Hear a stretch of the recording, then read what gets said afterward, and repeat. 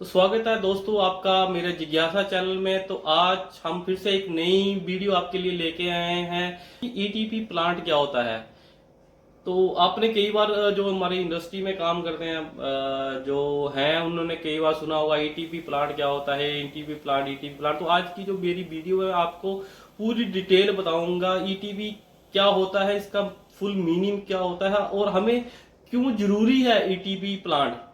तो हर इंडस्ट्री में ये प्लांट बड़ा ही जरूरी होता है। तो गवर्नमेंट का जो कंप्लायंस होता है उसको पूरा करने के लिए और अपने इन्वायरमेंट को बचाने के लिए भी इसका बड़ा योगदान है। तो जुड़े रहिए। मेरी आज की जो वीडियो है ईटीपी क्या है, ईटीपी कैसे काम करता है, आज को मैं आपको पूरी डिटेल में बताऊंगा ईटीपी में क्या क्या होता है और हम कैसे पानी का फ्लो कैसे चलता है और पानी को कैसे ट्रीट करते हैं। कि जैसे कि आप मेरी स्क्रीन देख पा रहे हो, जहां पे मैंने ये डायग्राम बनाया हुआ है, ये है इन्फ्लुएंट ट्रीटमेंट प्लान डायग्राम। तो इसमें बेसिक मैंने सारा कुछ क्लियर किया हुआ है, कैसे कैसे जो इंडस्ट्री का पानी होता है वेस्ट वाटर वो पहले किस टैंक में आता है, उसके बाद उसका क्या आगे फर्दर प्रोसेस रहता है, फिर उसके बाद धीरे धीरे वो कैसे धीरे धीरे कैसे कौन से वहां पे पैरामीटर हम मेंटेन करते हैं और किस टैंक में वो जाता है और फर्दर उसका क्या ट्रीटमेंट होता है उसमें। बेसिकली जो ईटीपी प्लांट है वो दो ट्रीटमेंट करता है, एक प्राइमरी ट्रीटमेंट और एक सेकेंडरी ट्रीटमेंट। तो आज जो है मैं पूरा आपको क्लियर करूंगा एक एक चीज, कैसे कैसे हम पानी को प्राइमरी ट्रीटमेंट क्या होता है, सेकेंडरी ट्रीटमेंट क्या होता है, सेकेंडरी क्लैरिफायर टैंक में क्या होता है, रेशन टैंक क्या होता है। जैसे कि आप मेरी स्क्रीन पे देख भी पा रहे हो, तो मैंने कुछ टैंकों के डिजाइन भी वैसे ही प्रकार के बनाए हुए, कुछ पानी का कलर भी धीरे धीरे जैसे जैसे हम फ्लो हमारे पानी का धीरे धीरे बढ़ता जाता है जैसे एक टैंक से दूसरे टैंक की तरफ, तो बेसिकली हमारा जो पानी का कलर है वो भी चेंज होना शुरू हो जाता है। तो इस डायग्राम पे हम बाद में आते हैं, पहले हम थोड़ा सा बेसिक समझ लेते हैं कि हमें ईटीपी प्लांट क्या होता है और इसकी हमें जरूरत क्या है। तो पहले तो जो है ईटीपी प्लांट होता क्या है, ईटीपी प्लांट को हम बोलते हैं इन्फ्लुएंट ट्रीटमेंट प्लांट। तो बेसिकली इस प्लांट में हम लोग जितना भी इंडस्ट्री का वेस्ट होता है तो उसको हम लोग ट्रीट करते हैं। ट्रीट मतलब उसको हम मान लो कि हम गार्डनिंग में यूज करते हैं या कहीं फार्मिंग करने के लिए यूज करते हैं, पहले उसको यूज करने से पहले उसको हम ट्रीट करते हैं कि वो इन्वायरमेंट को नुकसान ना पहुंचाए। तो बेसिकली ईटीपी का यही मकसद होता है कि हम पानी को उस लेवल तक ले जाए कि वो इन्वायरमेंट को नुकसान ना करे। तो बेसिकली ये जो आप छोटी सी डायग्राम देख पा रहे हो जो यहाँ पे दिखाई हो, इन्फ्लुएंट एक साइड से आ रहा है, ये हमारा ईटीवी प्लांट है, इन्फ्लुएंट दूसरी साइड निकल रहा है और नीचे ये स्लज हो जाती है। स्लज मतलब वो बेसिकली जो केमिकल्स पानी में मिक्स हो जाते हैं उनको हम लोग अलग कर देते हैं। तो बेसिकली ईटीपी का फुल फॉर्म तो यही होता है। और इसकी जरूरत क्या है, इसकी जरूरत देखो वो मैंने पहले ही बताया कि क्लीन अपने को इन्वायरमेंट क्लीन करना है। तो हम बिना जो भी केमिकल्स, आपको पता है इंडस्ट्री में कितने प्रकार के हार्मफुल केमिकल यूज होते हैं, उनको हम ऐसे ही अपने इन्वायरमेंट या अर्थ में ऐसे ही हम बहा नहीं सकते। तो उसका कुछ पैरामीटर गवर्नमेंट ने डिफाइन किए होते हैं कि कौन कौन से वो बेसिक पैरामीटर होते हैं जिसको हमें रखते हुए उस लेवल पे हमें मेंटेन करना पड़ता है। तो जैसे कि अब अगली स्लाइड में हम देख पा रहे हैं, जो मैंने पहले भी आपसे बात की, इसमें कुछ टैंक्स होते हैं। तो पहले टैंक की बात करते हैं हम, इन्फ्लुएंट कलेक्शन टैंक होता है। इन्फ्लुएंट कलेक्शन टैंक वो टैंक होता है जहां पे नॉर्मली जो भी इंडस्ट्री है उसका सारा पानी जो भी वेस्ट वाटर होता है वो पहले एक टैंक में कलेक्ट होता है, तो उसको बोलते हैं influent collection tank, collect all waste water in tank. उसके बाद जो दूसरा टैंक आता है जो पानी, उसके बाद दूसरे टैंक में जब शिफ्ट होता है उसको बोलते हैं ऑयल एंड ग्रीस टैंक। तो बेसिक इसका जो काम होता है वो काम होता है कि जितना भी वेस्ट पानी के साथ ऑयल या ग्रीस या जो भी वेस्ट, जैसे कि प्लास्टिक के बैग्स या कुछ भी अदर मटेरियल जो सॉलिड पार्टिकल्स या कुछ भी, वो अगर साथ में आए थे तो वो यहाँ पे रिमूव हो जाते हैं। तो आप बेसिकली मैं थोड़ा सा जूम करके बताता हूँ, इसका डिजाइन बड़ा यूनिक सा डिजाइन होता है।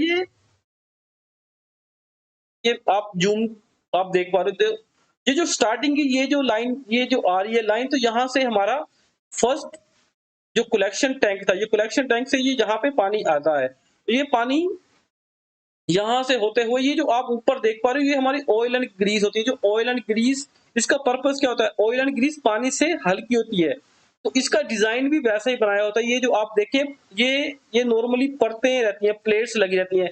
वाटर यहाँ से गिरता हुआ इसके बॉटम से नीचे होके, फिर इसके बॉटम ये यहाँ से ऊपर होके जाता है बीच से, और इसके बाद फिर ये पानी नीचे को चला जाता है। मतलब और लास्ट जो लेवल होता है, ये जो पाइप आप देख पा रहे हो, ये डिस्चार्ज की पाइप है। यहाँ से पानी आता है और यहाँ से पानी चला जाता है। तो ये जो पानी क्या है, जो जहां से जाता है, जो पानी नीचे से जाता है, क्योंकि पानी हैवी होता है ऑयल एंड ग्रीस से, तो ये पानी यहाँ से होते हुए अगले वाले टैंक में चला जाता है। तो इसमें ऑयल एंड ग्रीस पानी के ऊपर तरना शुरू हो जाती है, और हम इसको स्किमर वगैरह या बकेट या मग वगैरह से इसको कलेक्ट कर लेते हैं। तो पहला जो ट्रीटमेंट होता है वाटर का, वो ऑयल एंड ग्रीस से स्टार्ट होता है। तो हमने ऑयल एंड ग्रीस यहाँ से पानी से अलग कर दी, और तो जो केमिकल जो इसके साथ मिक्स हो जाते हैं, वो उनको हम नेक्स्ट लेवल पे अलग करते हैं या डिस्ट्रीब्यूट करते हैं। तो अगला टैंक आया था हमारा इक्वलाइजेशन टैंक।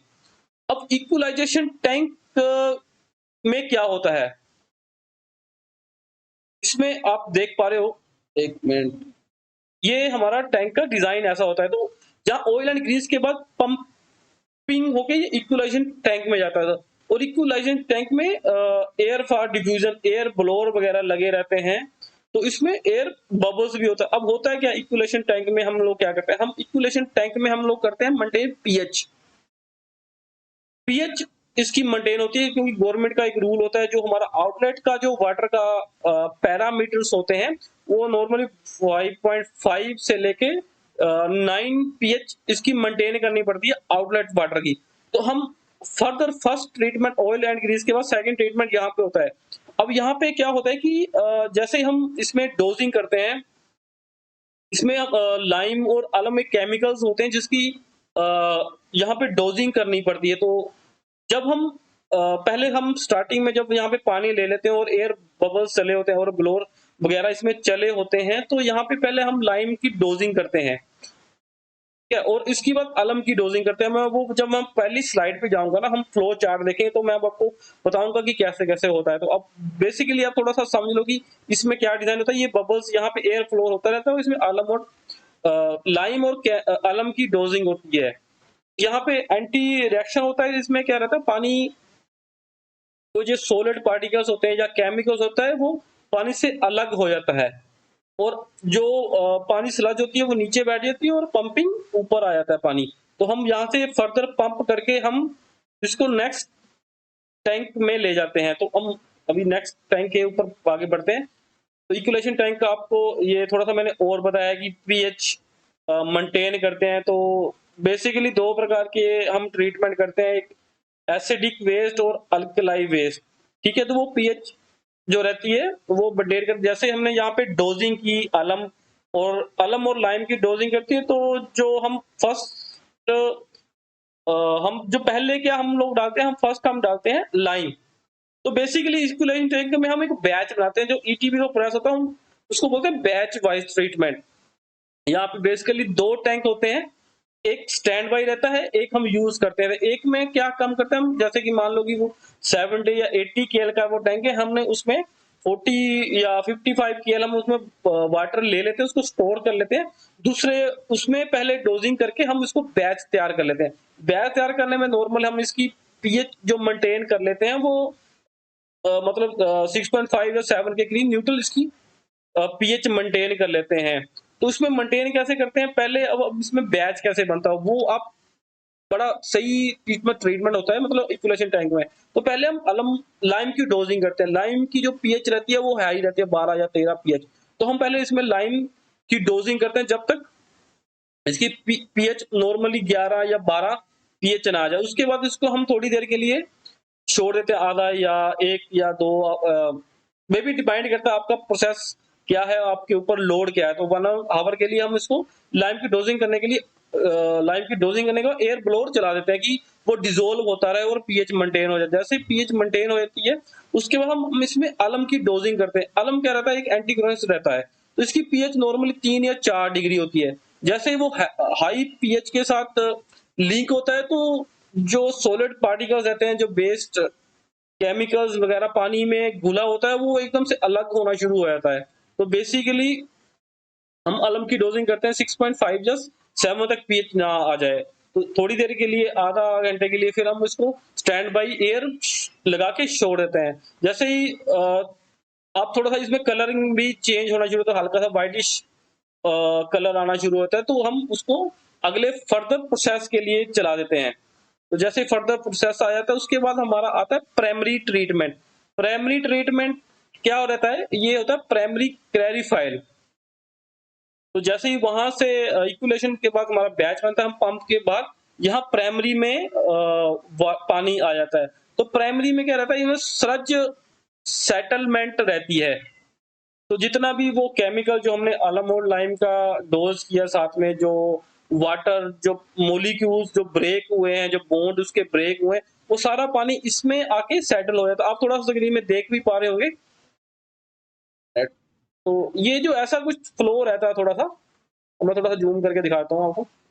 ये वाटर का लेवल जो ऊपर ऊपर रहता है, और ये नीचे जो आपको दिख रही है स्लज, स्लज जमना शुरू हो जाती है, नीचे नीचे बैठनी शुरू होती है, तो थोड़ा पानी क्या रहता है, नॉर्मल यहाँ पे ट्रीट हो जाता है। पर फर्दर इसमें अभी भी केमिकल जो हमने लाइम और अलम, जब जो भी इसमें हम डोजिंग भी करते हैं, पॉलीक्लोराइड की डोजिंग करते हैं, थोड़ी स्लज हैवी करने के लिए कि वो एकदम से बॉटम में बैठ जाए और पानी में करल्टी आनी शुरू होती है। तो प्राइमरी जो फर्स्ट हमारा पहला जो प्राइमरी ट्रीटमेंट होती है, वो यहीं पे हो जाती है। जैसे आप थोड़ा स्क्रीन में आप देख भी पा रहे होंगे।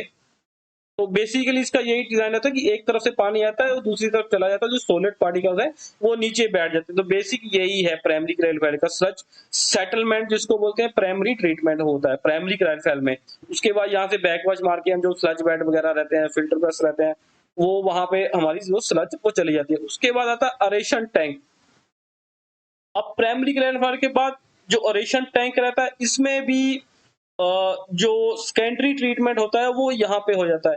अब अरेशन टैंक क्या होता है, अरेशन टैंक में हम बैक्टीरिया ग्रोथ करवाते हैं या हम बैक्टीरिया बनाते हैं। अब बैक्टीरिया आपने सुना होगा, एमएलएस बोलते हैं, मल्टीग्रेड सस्पेंडेड सॉलिड्स रहते हैं, इसकी भी एक वैल्यू रहती है। तो अरेशन भी बड़ा इंपॉर्टेंट टैंक होता है ईटीवी प्रोसेस के लिए। ये नॉर्मली आपने सुना होगा, जो इंडस्ट्री में काम करते हैं, ईटीवी प्लांट जो देखते हैं, जिन्होंने सुना होगा सीओडी होती है, बीओडी होती है, तो वो नॉर्मली अरेशन टैंक उसको मेंटेन करता है। तो इसमें हम क्या करवाते हैं, बैक्टीरिया रहता है, बैक्टीरिया की ग्रोथ कराते हैं। और बैक्टीरिया का जो काम है, वो क्या काम होता है, जो हम अलम या लाइम की डोजिंग कर रहे हैं, या पोलिक्लोराइड डाला हुआ है, या पीएसी हमने जो डाला हुआ है, वो पानी के साथ मिक्स होकर अरेशन टैंक तक आता है। तो बैक्टीरिया क्या करता है, उसका उसको खा लेता है। मैं मेंसली मैं बेसिक यही बोलता हूँ, उसको खत्म कर देता है बैक्टीरिया। तो उसके बाद बैक्टीरिया जब खत्म हो जाता है, तो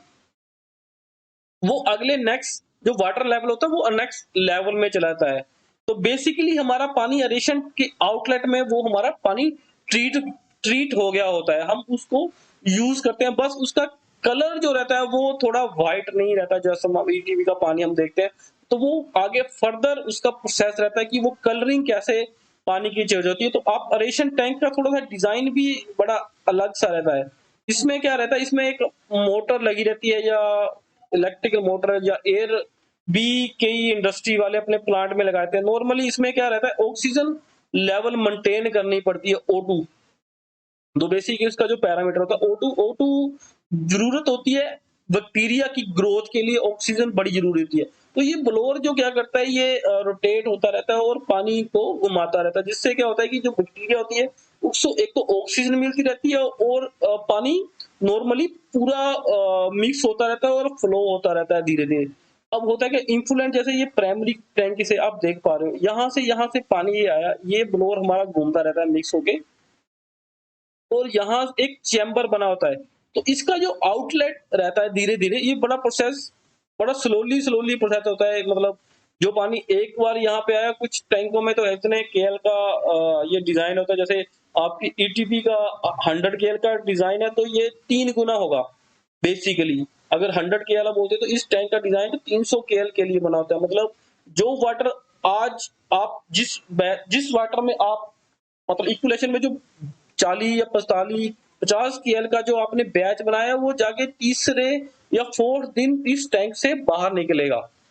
ऐसा ही बेसिक इसका प्रोसेस है, तो 3 दिन के बाद या 3 या 4 दिन के बाद वो प्रोसेस उसके वो वाटर आउटलेट होता है, क्योंकि वो बैक्टीरिया उसको इसके लिए होता है कि ये स्टे हो जाए और थोड़ा-सा बैक्टीरिया जो है उसमें केमिकल की जो हमने डोजिंग की है उसको खत्म कर पड़े।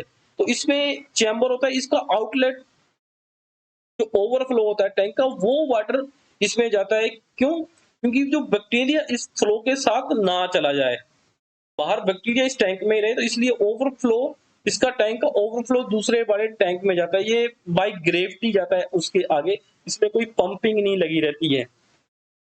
फर्दर जो इसका ये आउटलेट है ये यहाँ से चला जाता है। इसके साथ कई बार जब ओवरफ्लो होता है तो कुछ बैक्टीरिया आगे भी चला जाता है। तो वो मैं आपको बताता हूँ, ये सीटिंग चैम्बर है, यहाँ पे बैक्टीरिया बैठे तो वो फिर रिटर्न होना शुरू हो जाता है। तो थोड़ा-थोड़ा पानी इसके आगे चला जाता है। तो नॉर्मल रेशन टैंक का जो फंडा रहता है वो ये होता है कि ऑक्सीजन लेवल मेंटेन करना और बैक्टीरिया की ग्रोथ करवाना, और जो हम बोलते हैं केमिकल को खत्म करता है, सीओडी और बीओडी को ये मेंटेन करता है। तो एरेशन टैंक में जो हम बोलते हैं कि हमारी सीओडी या बीओडी आपकी अगर कभी भी बढ़ रही है तो आप बैक्टीरिया की आप ग्रोथ देख सकते हो। इसका लैब में सैंपल भी लग सकते हैं कि आपकी टैंक में बैक्टीरिया कितना है, कितने एमजी पर लीटर में लेते हैं वैसे, तो कितना है वो आप अपने डिजाइन दे सकते हो कि कितना होना चाहिए। अगर कम है तो जो आपकी वाटर की क्वालिटी है उसमें हमेशा फर्क पड़ेगा और सीओडी और बीओडी आपकी बढ़नी शुरू हो जाएगी। जो उसके बाद अगले टैंक पे आते हैं।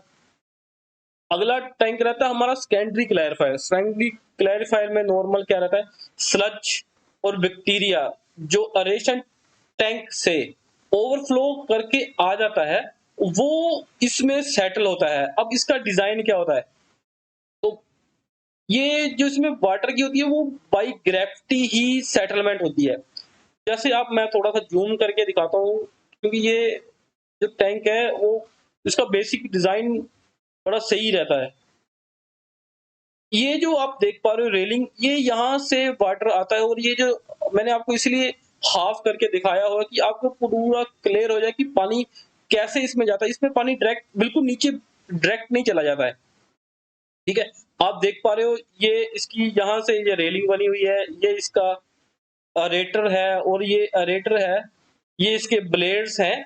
ये बिल्कुल सरफेस के साथ टच करके चलता है। नीचे रबड़ वगैरह लगाई होती है कि जो भी जैसे मैंने बोला रेशन टैंक के साथ जब ओवरफ्लो होता है तो बैक्टीरिया भी साथ में आते हैं। तो बैक्टीरिया जो है इसके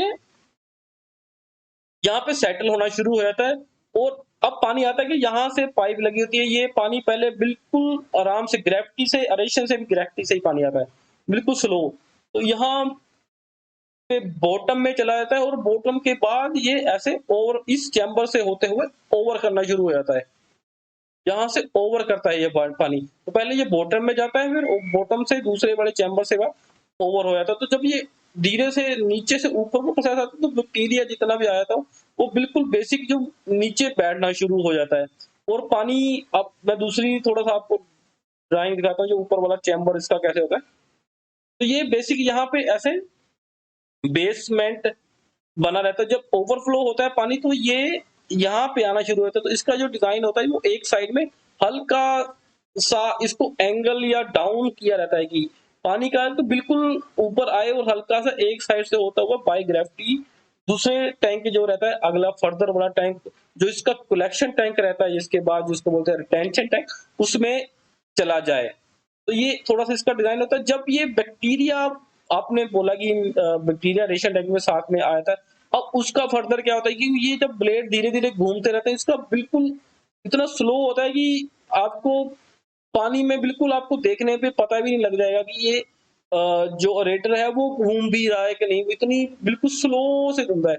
ये फर्दर जो पानी ओवरफ्लो होके जा रहा होता है इसकी क्वालिटी बिल्कुल कलर नॉर्मल चेंज हो गया होता है कि आपको हल्का सा ये येलो सा दिख सकता है, नहीं तो कलर इसका व्हाइट आना शुरू हो जाता है, हल्का सा ग्रीनिश या व्हाइट सा कलर दिखना शुरू होता है। अब क्या होता है जब ये धीरे धीरे घूमता है तो हल्का सा बैक्टीरिया ऊपर उठना शुरू हो जाता है। तो यहाँ बेसमेंट से थोड़ा सा ऊपर 2 या 3 फीट तक यहाँ पे पंप का सक्शन लगा रहता है। अब क्या होता है जब बैक्टीरिया जो नीचे थोड़ा सा हल्का-हल्का उठता है तो वो पंप उसको सक करके द्वार से फिर से उसको एरेशन टैंक में डाल देता है। तो बैक्टीरिया का ये क्या रहता है, सर्कुलेशन चला रहता है। बैक्टीरिया अगर थोड़ा-सा वीडियो उसके साथ में आ भी गया तो वो फिर से बैक एरेशन टैंक में चला जाता है।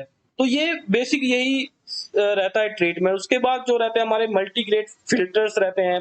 इसके बाद एक स्टोरेज टैंक रहता है जिसको हम रिटेंशन टैंक बोलते हैं, कई स्टोरेज टैंक भी बोल सकते हैं, नॉर्मल रिटेंशन टैंक भी बोल सकते हैं। उसमें सेकेंडरी के बाद वाटर स्टोर आ जाता है। तो उस वहां तक हमारा वाटर ट्रीट हो गया होता है, जो पैरामीटर हम मेंटेन करते हैं, सीओडी, वीओडी, पीएच वगैरह सारा मेंटेन होता है। अब मल्टीग्रेड फिल्टर हम उसके आगे फर्दर और उसको क्लैरिटी लगाने के लिए हम मल्टीग्रेड फिल्टर यूज करते हैं। तो मल्टीग्रेड फिल्टर हर इंडस्ट्री में कहीं 2 लगाते हैं या 1 लगाते हैं। तो नॉर्मली 2 मल्टीग्रेड फिल्टर यूज करते हैं जिसको बोलते हैं मल्टीग्रेड फिल्टर, और दूसरा जो यूज करते हैं कार्बन एक्टिवेट फिल्टर। अब होता है क्या है, दोनों में ज्यादा डिफरेंस नहीं है, थोड़ा सा डिफरेंस था। मल्टीग्रेड फिल्टर में क्या रहता है, थोड़ा सा ग्रेवल्स रहते हैं अलग अलग साइज के, जैसे आप मेरी स्क्रीन पे देख भी पा रहे हो, ये ग्रेवल्स रहते हैं, कुछ बड़े साइज के, कुछ छोटे साइज के, धीरे धीरे धीरे धीरे छोटे साइज। अब होता है कि जब रिटेंशन टैंक या स्टोरेज टैंक में जो पंप आगे प्रोसेस पंप सक करता है, तो ये वाटर यहाँ से होते हुए बॉटम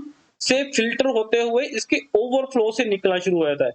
तो जितना भी उसके साथ में या कुछ कंट्री से कुछ बैक्टीरिया या स्लज जो भी रहती है, तो इस पानी को वो मल्टीग्रेड फिल्टर फिल्टर कर देता है। उसके बाद दूसरे वाले नेक्स्ट लेवल पे जाते हैं हम, एसीपी जिसको बोलते हैं एक्टिवेट फार्मन फिल्टर। नॉर्मली उसमें भी ग्रेवल्स ही होते हैं अलग अलग साइज में, पर जो ऊपर आप इनलेट वाटर हेडर, ये जो ब्लैक ब्लैक सा ये दिख पा रहा है सिलिका सैंड, इसकी जगह पे हम इसमें कार्बन सैंड डाल देते हैं। कार्बन सैंड जो होती है, कार्बन वो क्या करती है, वो पानी की प्योरिटी को और बढ़िया बनाती है। मतलब उसका कलर, जैसे जैसे बोलते हैं हम पानी का, आरओ का पानी जैसा रहता है ट्रीटेड, आरओ का पानी जैसा हम गिलास में लेते हैं ना, वैसा वैसा कलर बना देता है। तो अगर आपका प्लांट बिल्कुल सही तरीके से काम कर रहा है, जैसे हर टैंक में जो हम मैं बोलता हूँ सीओडी बीओडी अगर हम मेंटेन कर रहे हैं, तो आप मैं बोलता हूँ एक जो पानी रहता है ट्रीटेड पानी, जो आरओ का पानी रहता है, और ये ईटीपी का आउटलेट का पानी में आप बिल्कुल भी फर्क नहीं पड़ जाओ कर पाओगे कि इसमें ईटीपी का पानी कौन सा है और आरओ का पानी कौन सा है। इतनी क्लैरिटी आ जाती है अगर आपका प्लांट अच्छे से काम कर रहा है। तो बेसिकली यही होता है ये टैंकों का। तो अब मैं पहली स्लाइड पे एक बार चल पड़ता हूँ।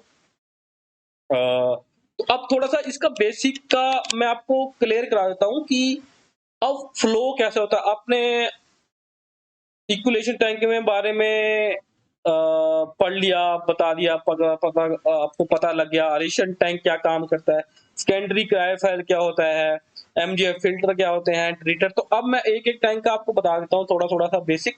ये जो बेसिक डिजाइन रहता है हर इंडस्ट्री में नॉर्मली यही डिजाइन होता है। इतने टैंक तो ये कंपल्सरी है कि ये प्रोसेस लगाना पड़ता है। अब पहले क्या बात करते हैं, ये है हमारा टैंक पहला, इन्फ्लुएंट कलेक्शन टैंक। तो यहाँ पे हमारा सारा स्टोर हो गया पानी। उसके बाद फर्दर यहाँ पे ऑयल एंड ग्रीस में आ गए, तो जितने भी ऑयल एंड ग्रीस थी यहाँ पे रिमूव हो गई। उसके बाद ये वाला जो पानी आ गया इक्वेशन टैंक, जैसे मैंने बोला यहाँ पे बैच बनाए जाते हैं। तो यहाँ पे बैच बनेगा, यहाँ पे हमारी आलम और लाइम की डोजिंग हो रही है दोनों की। यहाँ पे हम पीएच मेंटेन कर लेते हैं 6.5 से लेके 8 तक या 7 तक, जो भी पीएच आप जो भी आपका डिजाइन है वो यहाँ पे पीएच मेंटेन हो। उसके बाद आगे ये वाला पानी यहाँ पे चला जाता है, इसको बोलते हैं फ्रेश मिक्सर। यहाँ पे नॉर्मली हम केमिकल की और डोजिंग करते हैं, जैसे पॉली इलेक्ट्राइड या पीएससी की डोजिंग करते हैं नॉर्मली। वो डोजिंग जो करते हैं हम यहाँ पे, जो प्राइमरी मैंने आपको बताया था कि स्लज सेटलमेंट होने के लिए जब पानी यहाँ से होता हुआ जाता है तो बॉटम में जो स्लज बैठ जाती है, वो क्या करता है, जो केमिकल रहता है पॉलीक्लोराइड, वो स्लज जो पानी का स्लज होती है उसको थोड़ा सा साइज उसका मेंटेन कर देता है या हैवी कर देता है कि वो सेटलमेंट जल्दी हो जाए और वो पानी के साथ मिक्स ना हो, बॉटम में बैठ जाए। तो वहां से यहाँ पे ये स्लज जो रहती है इसमें स्लज टैंक में चली जाती है। उसके बाद आगे फिल्टर प्रेस में चली जाती है, जहां पे हम उसको दूसरा जो उसको बैग्स में कलेक्ट कर लेते हैं। उसके बाद ये प्राइमरी के बाद हमारे रेशन टैंक में चला जाता है, जैसे जहाँ पे मैंने बोला सीओडी बीओडी मेंटेन होती है, जहाँ पे बैक्टीरिया की हम ग्रोथ करते हैं, जहाँ पे एयर बबल चले रहते हैं, एरेटर घूमते रहते हैं वो। उसके बाद ओवरफ्लो होकर ये सेकेंडरी क्रायोफायर में चला जाता है पानी। तो सेकेंडरी क्रायोफायर में आपने प्रोसेस समझ ही लिया कि इसमें एरेटर लगा रहता है, जो भी बैक्टीरिया इसके साथ थोड़ा-सा आ जाता है, उसको बाई ग्रेविटी जो ब्लैक वाली जो लाइन आप देख पा रहे हो, ये। तो बाई ग्रेविटी ये पानी एरेशन टैंक में फिर से वापस चला जाता है, जो भी मटीरियल। उसके बाद फर्दर जो ये पानी जाता है, उसके बाद हम रिटेंशन टैंक या स्टोरेज टैंक बोल सकते हैं, उसमें पानी चला जाता है। उसके बाद आगे फर्दर ये हमारे जो मल्टीग्रेड फ़िल्टर हैं या एक्टिवेट कार्बन फ़िल्टर हैं, जैसे मैंने आपको बताया, यहाँ पे ग्रेवल्स जाते हैं, जो भी स्लज या थोड़ा-सा मटीरियल्स के बाद आगे चला जाता है, फर्दर ये यहाँ पे ट्रीट हो जाता है या फ़िल्टर हो जाता है एक्टिवेट कार्बन में, और प्योरिटी आ जाती है। उसके बाद ये वाला यहाँ से आउटलेट में पानी हम एक स्टोरेज टैंक, दूसरा जिसको हम बोलते हैं ट्रीटेड वाटर टैंक में चला जाता है। उसके बाद आउटलेट हो जाता है। आउटलेट में आप कुछ इंडस्ट्री जो अच्छी इंडस्ट्री रहती हैं, वो फर्दर इसको यूज़ कर लेती हैं गार्डन पर्पस के लिए या टॉयलेट की फ्लैश के लिए पानी रिसाइकल यूज़ हो जाता है। उसके बाद ये रहता है फिश पॉन्ड। अब फिश पॉन्ड टैंक की भी बड़ा कांसेप्ट होता है। ये फिश पॉन्ड पैंड टैंक हमने आउटलेट के लाइन पे बनाया था। इसमें क्या होता है, इसमें जो हमारा ट्रीट हुआ होता है पानी, वो इसमें डाला था। वो नॉर्मली 4 या 6 या 7 फिशेस रखी जाती हैं। तो ये नॉर्मल इसी के लिए रखे जाते हैं कि हमारी पानी की क्वालिटी कैसी है। मतलब बोलते हैं कि जो फिश रहता है वो बड़ा सेंसिटिव सा एक जीव है। अगर पानी में आपको थोड़ी-सी भी प्योरिटी या अनप्योरिटी आती है, तो सबसे पहले फिश डेड हो जाएगी। तो ये नॉर्मली ये क्या होता है कि अगर आपकी मछलियाँ हेल्दी हैं और मूवमेंट अच्छी हो रही है, उनमें कोई प्रॉब्लम नहीं आ रही, तो आपका फर्दर ये एक विजुअलाइज़ेशन के लिए होता है कि आपका पानी बहुत अच्छा ट्रीट हो रहा है। तो ये एक लीगल कंप्लायंस का जो गवर्नमेंट का रहता है, वो भी कंपल्सरी होता है कि फिश पालनी है आपको, क्योंकि ये क्वालिटी की क्वालिटी होती है। तो बेसिक यही था आज का जो हमारा टॉपिक है। तो आशा करता हूँ कि आपको शायद अच्छा लगा हो, तो बाकी अगर कुछ रहा तो बात करते हैं।